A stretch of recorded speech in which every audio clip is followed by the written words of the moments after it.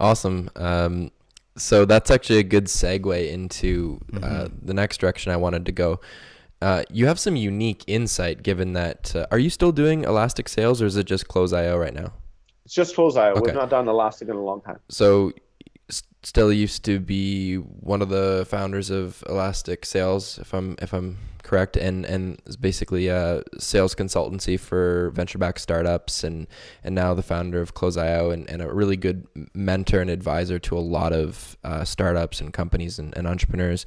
So you have a lot of perspective around how founders operate in those early stages of a business. And I know your big, shtick is sales and growth. And so I'm wondering if there's any anecdotes or any of like the top one or two sales mistakes that young entrepreneurs make early on that could be mitigated. Yeah. I'll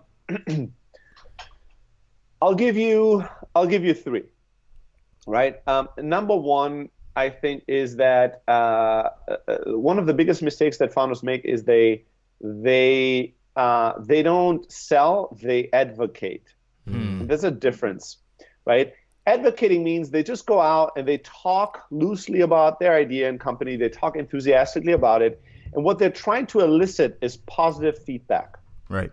Right? They're looking for positive reinforcement on their idea, on their logo, on their company name, on their plans. And when you're out there and you're like enthusiastically talking about your idea, your baby, and you're like all like wide-eyed, looking at somebody and obviously communicating to them verbally and non-verbally that what you want them to tell you is that they like your idea and you're doing well. What you're going to get is a lot of people to give you that, to give you that, to be like, yeah, that sounds cool. That's a cool idea. Best of luck with it. And that's the biggest waste of time possible, right? You need to sell. And the thing I love about sales is that it creates moments of truth. There's no space for interpretation. Right. There's no space for bullshit. There's no like, oh, we had a really great meeting, and I think they really love what we do, and we really love what they do. Well, that's nice, but you're in business to create value. You're not in business to have positive, polite, friendly conversations. That's not going to make this company a success and pay the bills. So the beauty of sales is it's creating moments of truth. It's one thing for me to tell you, hey, my idea is XYZ. Do you think it's a cool idea? It's another thing for me to tell you, this is my idea. Would you buy it? Would you be a customer or user? Are you going to download my app right now? Right? Are you going to give me your credit card information? And people and founders are uncomfortable asking that, selling versus advocating, because selling will generate failure and rejection. It will make more often than not people tell you, well, I like the idea, but I wouldn't buy it. Right. And that's something founders don't want to hear, right? They don't want to hear the negativity. They only want to hear good things. And so if you only want to hear good things, if you want to only elicit for positive reinforcement, you're going to fail as a founder. And you're not made for running a business. Sales will get you the truth, which is what you should really be seeking for. Is not positivity and encouragement, but truth.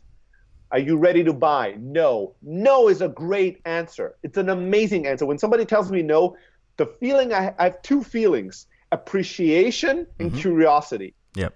Right? Most people, when they hear no, the feeling they have is crushing depression or anger. Right? Either they're like, no, why no? Why? They get all angry, or they get all like deflated. Oh my God, this is never going to work. They get all like self-pity and like, no, right? I am appreciative and I'm curious. Yep. I appreciate you being honest. I'm like, fuck, finally somebody that's honest with me. Yeah. I know you'll get zero benefit from telling me no. I know that's risky to tell no because you don't know if I'm going to get angry. You don't know if I'm going to be a pest to you. So I appreciate you being honest. And then I'm curious. I want to learn. Right. Ooh, you're not ready to buy yet? Help me out here. What is missing? What would you need to buy? What sucked about my pitch? Now we're getting to something. Now we're getting to a real conversation. So you have to sell. You can't just advocate. And then you have to follow up and follow through. Like fortune is in the follow up. Everybody just wants to show up, right? And that is an important step. but showing up is not enough, right?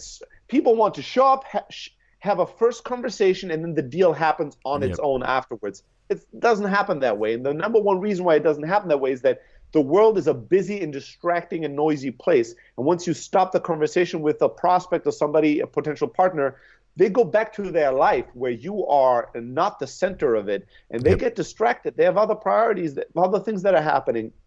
If you don't champion the relationship, and you are not persistent and consistent to bringing it up again and again and again until it's the right time for them to take another look and decide if they want to move forward or not, 9 out of 10 times you're never going to accomplish anything, right? So following up and following through is something founders don't like to do. Again, it's hard work. It's not glamorous. It means a lot of emotional rejection, right? Every time I email you and you don't respond to me, it's a little bit of an emotional rejection that I get, and people like to avoid that. So if you sell, if you go for rejection and the no for the truth versus for encouragement and positivity, if you follow up and follow through and you don't just show up and then expect the world to come back to you and purchase your product and do all the heavy lifting for you, if you don't do these mistakes, you're going to be in a great place. But those are some of the biggest mistakes I see most founders, especially first-time founders, do. Awesome. Wow. Yeah, that was great. I'm actually really glad that you asked that, because this is like, you know, obviously we're talking about your own experiences and anecdotes and like your background, but having something like that is so critical to probably every single one of our listeners or watchers. That's like super valuable. And I think that's something that people, you know, whether you're part of a company as an employee or a founder, like you need to be aware of those exact things right there. Like it's tough, and you're right. You know, no one wants to face the emotional burden of rejection in getting that no, but in order to get the yes, you have to get those 10 no's first. And thank you for watching today's episode. Thanks, everybody. I hope you enjoyed this episode. Before you leave, please subscribe, hit the notification bell so you know when we put out new content, and there's some recent videos somewhere here, okay? Check those out, because we got a lot of good content, a lot of good episodes for you. A lot of failures, a lot of fuck-ups, including our own. That's it. Tight.